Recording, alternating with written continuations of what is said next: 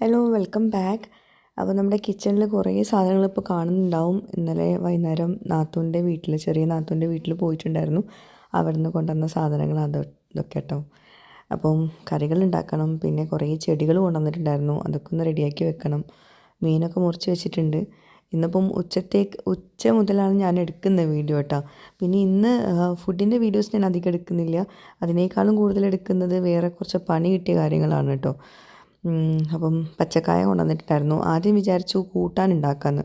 ഉമ്മ ഒരു സ്പെഷ്യൽ കൂട്ടാൻ ഉണ്ടാക്കാറുണ്ട്, പച്ചക്കായയും കുറേ വെജിറ്റബിൾസൊക്കെ ഇട്ടിട്ട് ഒരു കൂട്ടാൻ പോലെ, ഒരു എന്താ പറയുക, കുഴമ്പ് പരുവത്തിൽ. ആദ്യമൊന്നും എനിക്കത് ഇഷ്ടമല്ലായിരുന്നു കേട്ടോ. പക്ഷേ ഇപ്പം അത് രസമാണ് കഴിക്കാൻ. വെറുതെ ഇങ്ങനെ കട്ടൻ ചായയുടെ കൂടെയൊക്കെ ടേസ്റ്റാണ്. നാത്തൂൻ്റെ വീട്ടിൽ നിന്ന് കൊണ്ടുവന്ന കാന്താരിമുളകാണ്. അപ്പോൾ ഞാനൊന്ന് ഇവിടെ പാകാൻ വേണ്ടിയിട്ട് ഒന്ന് വെയിലത്ത് വെച്ചതാണ് കേട്ടോ. ഇന്നാണെങ്കിൽ ചെറിയൊരു മഴക്കാരൊക്കെ കാണുന്നുണ്ട്, എന്നാലും ഈ ഒരു ഭാഗത്ത് നല്ല വെയിലുണ്ട്. നമ്മൾ കിണറിൻ്റെ ഗ്രില്ലൊക്കെ ഇട്ടിട്ടുണ്ട്. അതുകൊണ്ട് തന്നെ ആ ഗ്രില്ല് കിണറുമ്മ വെച്ചതിന് ശേഷം അവിടെ മൊത്തം നമ്മൾ ഹൗസ് വാമിങ് കഴിഞ്ഞിട്ട് ഈ ഒരു ഗ്രില്ല് വെക്കുന്ന വരെ ഇവിടെ ക്ലീൻ ആക്കിയിട്ടുണ്ടായിരുന്നില്ല. കുറേ കച്ചറകളുണ്ടായിരുന്നു, കുറേ സാധനങ്ങളുണ്ട്. അപ്പോൾ അതൊക്കെ ഒന്ന് ഒതുക്കി വെക്കലായിരുന്നു രാവിലത്തെ പണികൾ. അങ്ങനെ അവിടെ ക്ലീൻ ആക്കിയിട്ടു. പിന്നെ ഇന്ന് കറിയായിട്ട് ഉണ്ടാക്കുന്നത് മത്തൻ തേങ്ങ കറിയാണ് കേട്ടോ. ഇവിടെ പച്ചക്കറി എല്ലാവർക്കും ഭയങ്കര ഇഷ്ടമാണ്. ഞാൻ പൊതുവേ നമ്മുടെ വീഡിയോസിലൊന്നും നിങ്ങൾ മുളക് കറി കണ്ടിട്ടുണ്ടാവുള്ളൂ. അതെന്തുകൊണ്ടാണെന്ന് വെച്ചിട്ടുണ്ടെങ്കിൽ തേങ്ങ ചിരവിയത് റെഡി ആവാഞ്ഞിട്ടുള്ള പ്രശ്നം കൊണ്ടാണ്. നമ്മൾ ഫ്ലാറ്റിലൊക്കെ ആകുമ്പോൾ വേഗം മുളക് കറി ഉണ്ടാക്കും, കാരണം ഈ തേങ്ങൻ്റെ പുറകെ നടക്കണ്ടെന്ന് വിചാരിച്ചിട്ട്. ഇവിടെ പിന്നെ തേങ്ങ ഇപ്പം നമുക്ക് ഈസി ആയിട്ട് നമ്മൾ പറമ്പിൽ തന്നെ കിട്ടുന്നതാണ്, വേഗം വേഗം എടുക്കാൻ. അപ്പോൾ അതുകൊണ്ട് പിന്നെ ഫുൾ തേങ്ങ പരിപാടിയാണ്. തേങ്ങ അരച്ച കറികൾ കൂട്ടിയാൽ തടിക്കും എന്നൊക്കെ പറഞ്ഞ് കേൾക്കാം കേട്ടോ. സത്യാവസ്ഥ എനിക്കറിയില്ല.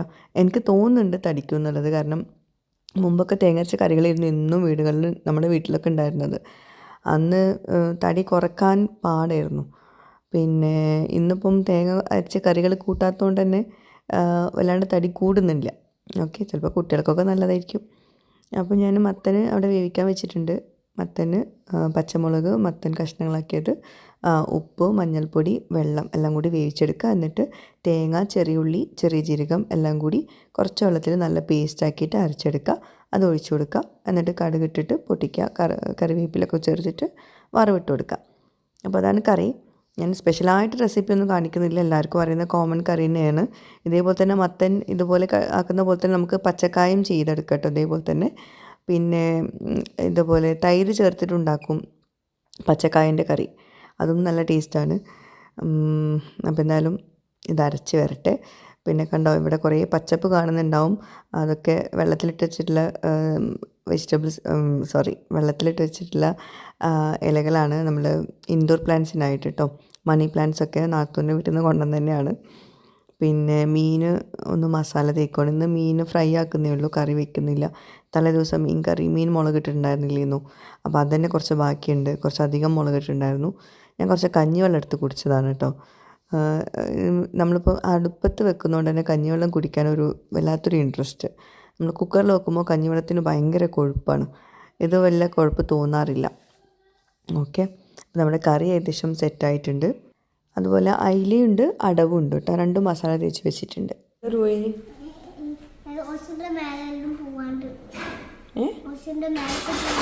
എന്തിനാ എന്നാ നോക്കട്ടെ.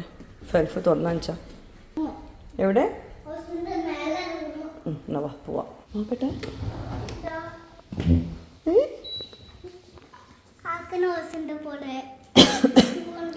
എന്തപ്പത്? ആ ഫാൻ ഓഫ് ആക്കിയ റോസു കൂടെ വന്നിക്കണം. എന്തപ്പോൾ റോസു, ഇതെന്തത്? ഇത് കണ്ട ആർക്കും അങ്ങനെ ആക്കാൻ പറ്റാത്തത്. റോസു റെഡിയാക്കി വെച്ചതാട്ടോ. മാഷാഅല്ലാ, നല്ല രസമുണ്ട് കാണുമ്പോൾ. ഇതിപ്പോൾ റോയ്ക്ക് ആക്കി തരണം അല്ലേ? റോയിന് ടോയ്സെറ്റ് ആക്കട്ടെ നമുക്ക്, പക്ഷെ റോസിൻ്റെ എടുക്കാൻ പാടില്ല. ഇതൊക്കെ റോസു ആക്കിയതാണ്. ഇതേപോലെ റോയ്ക്ക് ആക്കി തരും കേട്ടാ. ഇത് റോസിൻ്റെ ആണ്. അങ്ങനെയല്ല റോയി, ഇത് റോസും ആക്കിയാണ്. ഇനി ഊയിക്ക് ഉമ്മ തരും അതേപോലെ. ഇത് വാശി പിടിക്കരുത്. ഇത് ഒരാളുടെ വേണമെന്ന് പറഞ്ഞിട്ട് വാശി പിടിക്കരുത്. നമുക്കിന്ന് വാങ്ങിക്കാൻ പോവാ. ഇതെന്താ റോസു? ചോക്ലേറ്റ് ഒക്കെ ഇവിടെ കൊടുന്ന് വെച്ചിട്ടെങ്കിൽ ഉറുമ്പ് വരില്ലേ? അടിപൊളിയായിരിക്കുന്നു റോസും. ആ ഇതൊക്കെ എന്താ ആൻസർ പേപ്പേഴ്സാണ്. ആ ക്വസ്റ്റ്യൻ പേപ്പർ അവൾ നോക്കാണ്. ഇപ്പോഴത്തെ കഴിഞ്ഞു റോസ്. ഇനി ഞാൻ എന്താ പറയുക പുതിയ വാങ്ങിച്ചിട്ട് ഇതേപോലെ നമുക്ക് ഇതൊക്കെ വാങ്ങിക്കണം കേട്ടാ. പറ്റൂല ഇനിയിപ്പോൾ എന്ത് ചെയ്യാ?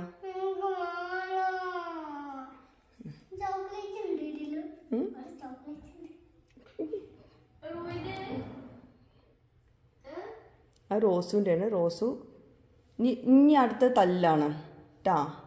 അടുത്ത റോസിൻ്റെ അടുത്ത് അടി കിട്ടും. എന്തിനാ വെറുതെ തൊടാൻ പാടില്ല. റൂയിക്കമ്മ ആക്കി തരൂ. ഒന്നും ചോദിക്കാണ്ടിരിക്കരുത് റൂഹി. റൂയി കൊടുക്കോ റോസുന്? കൊടുക്കോ റൂയിൻ്റെ റോസുന്? അതൊക്കെ അമ്മ ആക്കി തരാം കേട്ടാ. ആയിക്കോട്ടെ നീ കഴിഞ്ഞു. ഞാൻ ചോക്ലേറ്റ് എടുത്തിട്ട് പോരെ. ഈ ഡോർ ലോക്ക് ചെയ്യണം. വാ ചോക്ലേറ്റ് കിട്ടിയപ്പോൾ ആൾ മറന്നുപോയല്ലോ. ഡോർ ലോക്ക് ചെയ്തേക്ക്. ഇനി അങ്ങനെ വെക്കാൻ പറ്റില്ല.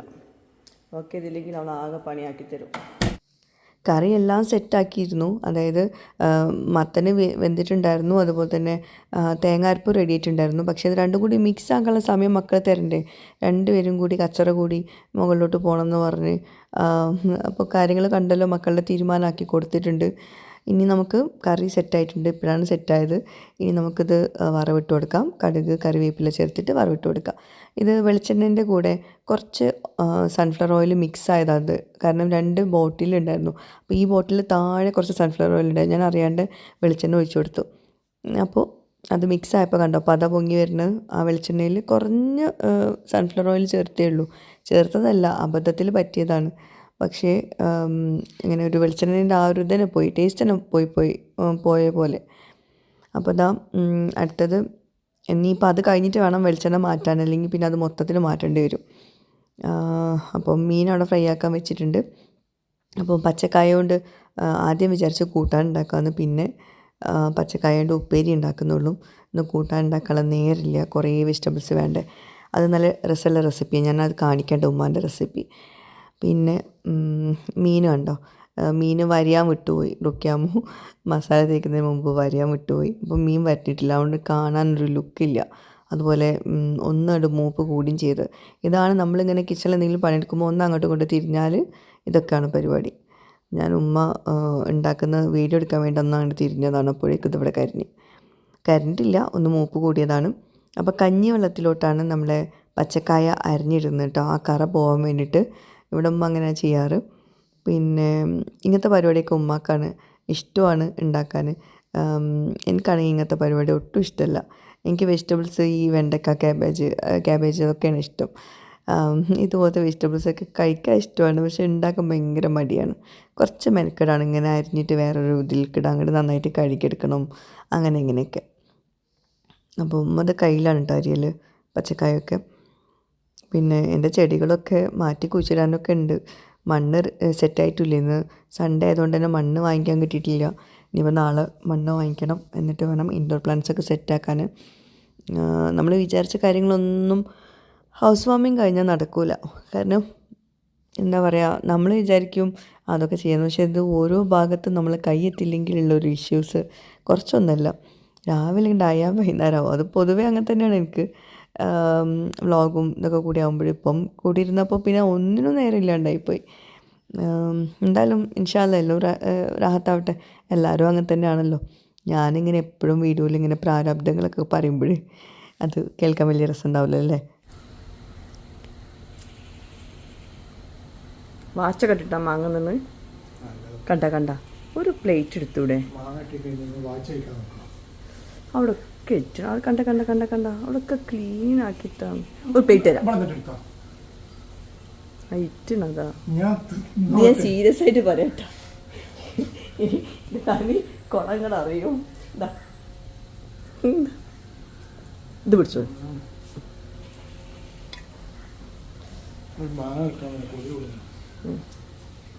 അപ്പോൾ ഇവിടെ ക്ലീൻ ആക്കിയ നിലത്ത് കണ്ട തുള്ളിയിട്ടിക്കണ്.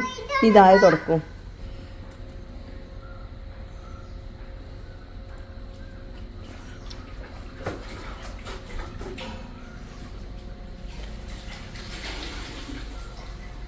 മഴക്കാറ് ഉണ്ട്, പക്ഷെ പെയ്യുന്നില്ല.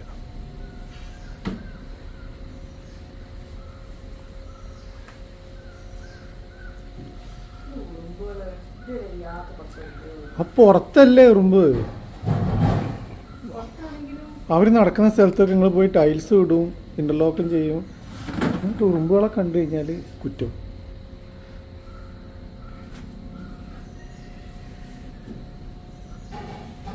നോട്ടം കണ്ട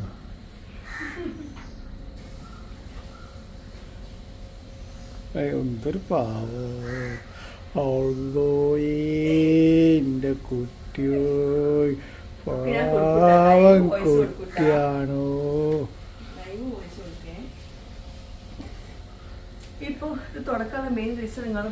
അതുകൊണ്ട് അവിടെ ഒക്കെ ഒന്ന് വൃത്തിയായി ഉണ്ടോ.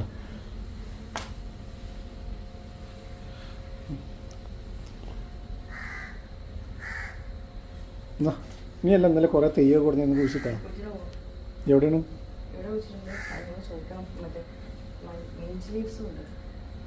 മിന്റ് ലീവ്സ് അത് ആ പാത്രം അങ്ങനെ തന്നെ വെക്കല്ലേ? കിണറിന്റെ ഇവിടെ വെച്ചാൽ മതി. ഇത് അതിന്റെ മേലെ അത് വേറെ മണ്ണിട്ടിട്ട് ഈ കിണറിന്റെ ഇതിന്റെ മേലെ വെച്ചാൽ മതി.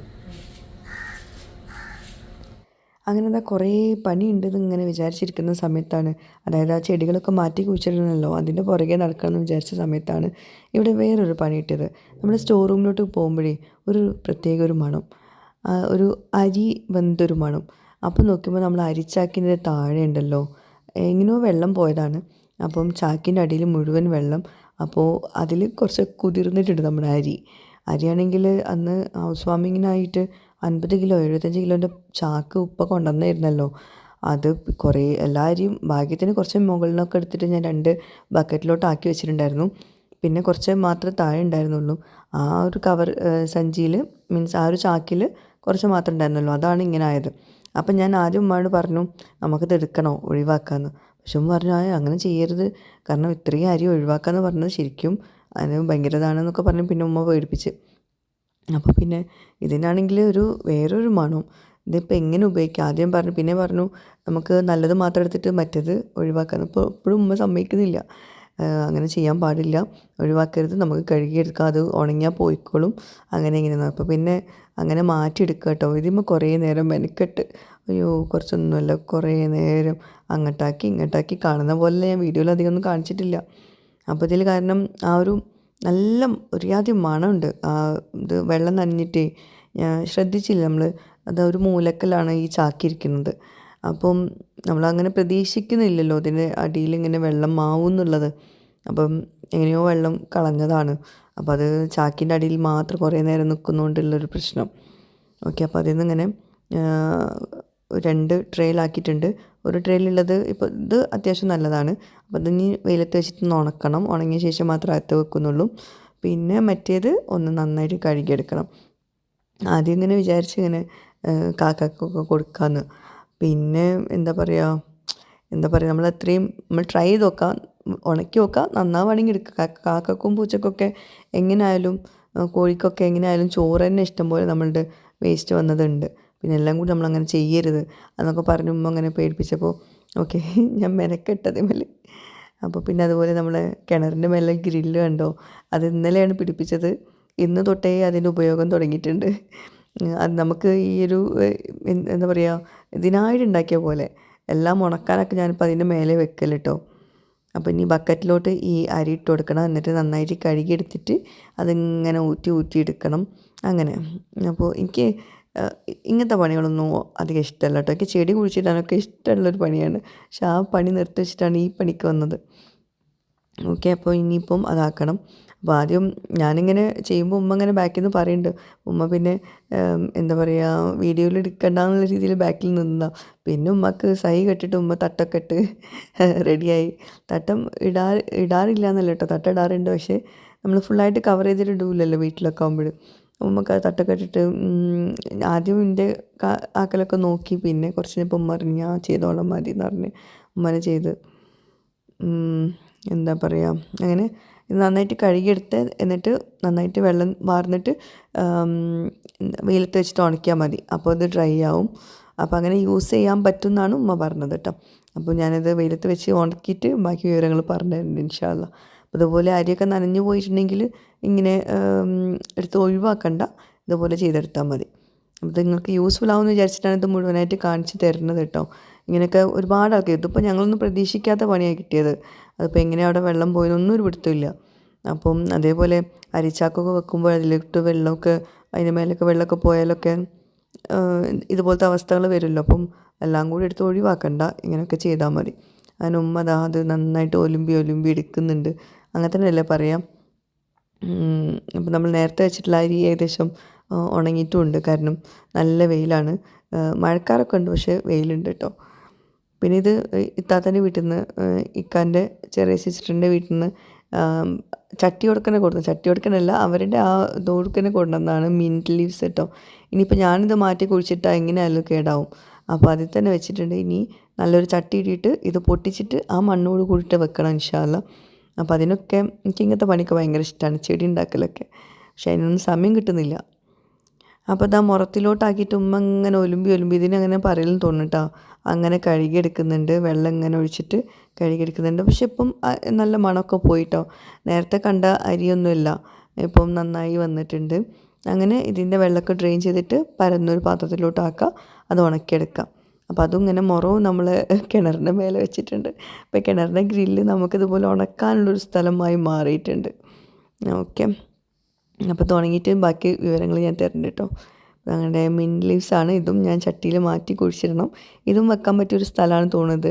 കാരണം നല്ലൊരു എന്താ പറയുക, നമുക്ക് അടുക്കളത്തോട്ടത്തിൽ വേണ്ടത് എപ്പോഴും അടുത്തുള്ളതല്ലേ. അപ്പോൾ അടുത്തുള്ളൊരു സ്പേസാണ് നമ്മളെ കിണറിൻ്റെ സ്പേസ്.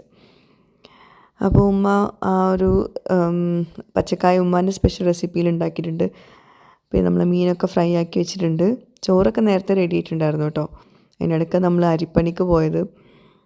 ഓക്കെ, അപ്പോൾ ഇതൊക്കെയാണ് ഇന്നത്തെ വ്ളോഗിലെ വിശേഷങ്ങൾ. വ്ളോഗ് ഇഷ്ടമായെങ്കിൽ ലൈക്ക് ചെയ്യാൻ മറക്കരുത്. അപ്പോൾ ഇന്ന് ഞാൻ കുക്കിംഗ് വ്ളോഗ്സ് അധികം കൊടുക്കണ്ടെന്ന് വിചാരിച്ച് തന്നെയാണ് ബാക്കിയുള്ള പരിപാടികൾ കാണിക്കാമെന്ന്. കുറച്ചും കൂടി ഡീറ്റെയിൽസ് പറയാനുണ്ടായിരുന്നു. എന്തായാലും അടുത്ത വ്ളോഗിൽ ഷെയർ ചെയ്യേണ്ട കേട്ടോ. അപ്പോൾ എന്തായാലും ഇന്നത്തെ വീഡിയോസ് ഇഷ്ടമായി എന്ന് വിചാരിക്കുന്നു. നിങ്ങളുടെ ഫീഡ്ബാക്ക്സ് അറിയിക്കുക. പുതിയൊരു വീഡിയോ ആയിട്ട് വ്ളോഗുമായിട്ടൊക്കെ വരുന്നവരേക്കും. Bye, thank U.